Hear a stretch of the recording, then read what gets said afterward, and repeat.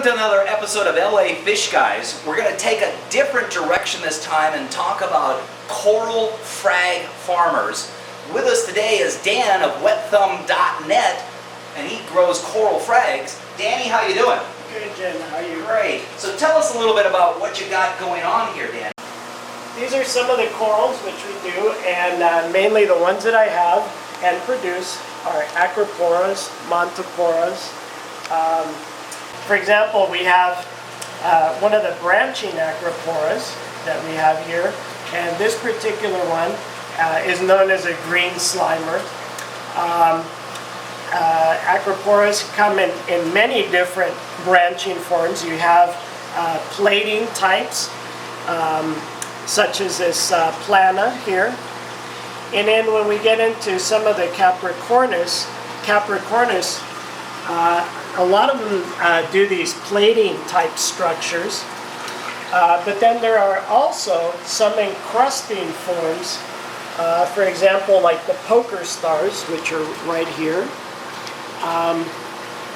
and for example the Montipora dene is another encrusting, although sometimes they can also plate. Some of the larger encrusting corals, for example, would be some of the echinophilias or the chalices. Here's several different types. We have some pink ones and green with some pink eyes on it. So Danny, you've got some really nice colonies in here, big, beautiful colonies. Why would I not want to take one of those big, beautiful colonies and put it directly in my tank? Why would I want to cut it up into smaller pieces, and how would I go about that?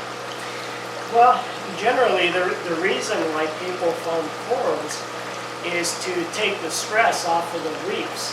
So basically what we do is we grow mother colonies from fragments, some of them, and what we do is when they're harvestable, we will actually take and snip off pieces that are glued onto little calcium carbonate type structures, which will where the coral can actually encrust onto. And so that little coral is going to grow onto that little calcium disc? Absolutely. Can you show us how that happens? Sure.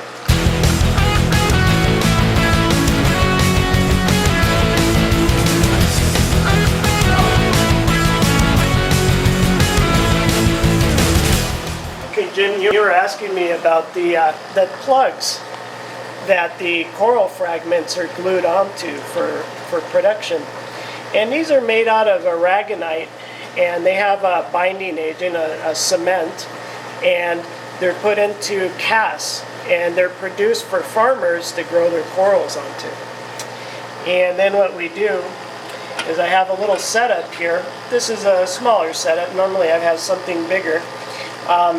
But what I do is I go ahead, I set my frag plugs on there, and I'll take some of this gel glue, which is a super glue, and I will place it right on the plug like this.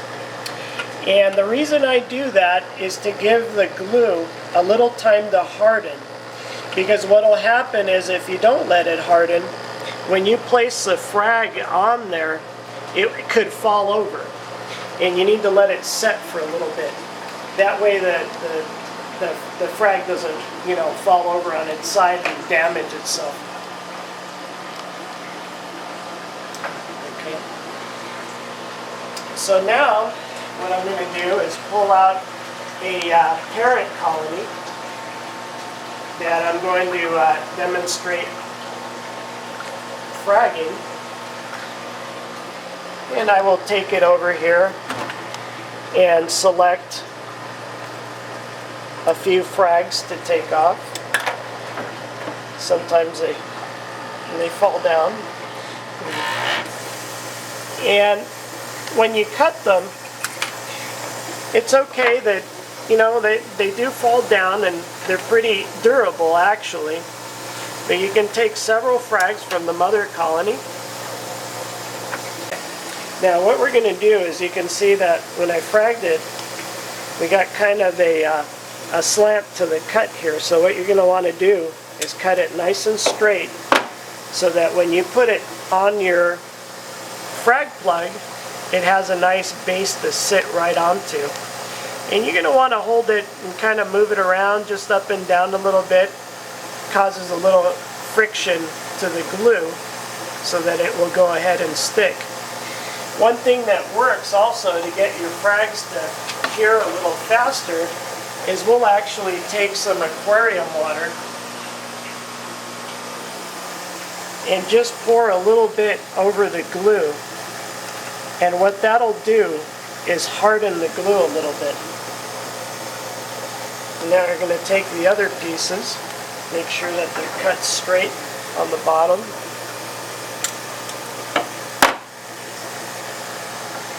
Now you'll notice that we have these frags out of the water for quite some time, but the corals are also producing a thick mucus when this happens, and this will keep the coral moist during the whole thing.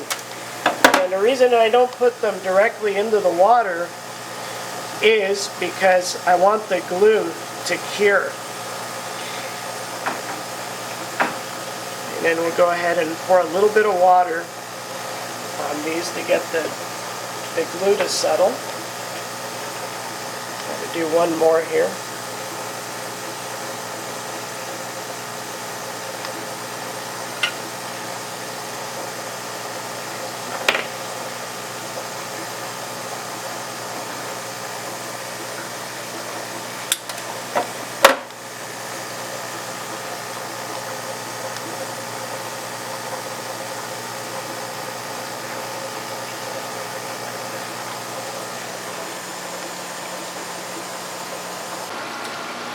Okay, so now what we're going to do is we're going to go ahead and place these fragments back into a grow-out raceway where the corals will have a chance to stabilize a little bit and also cure. So I've noticed you've got kind of an egg crate supported grid there. Tell me about that. Well, the egg crate works fantastic. It wasn't intended for this purpose, but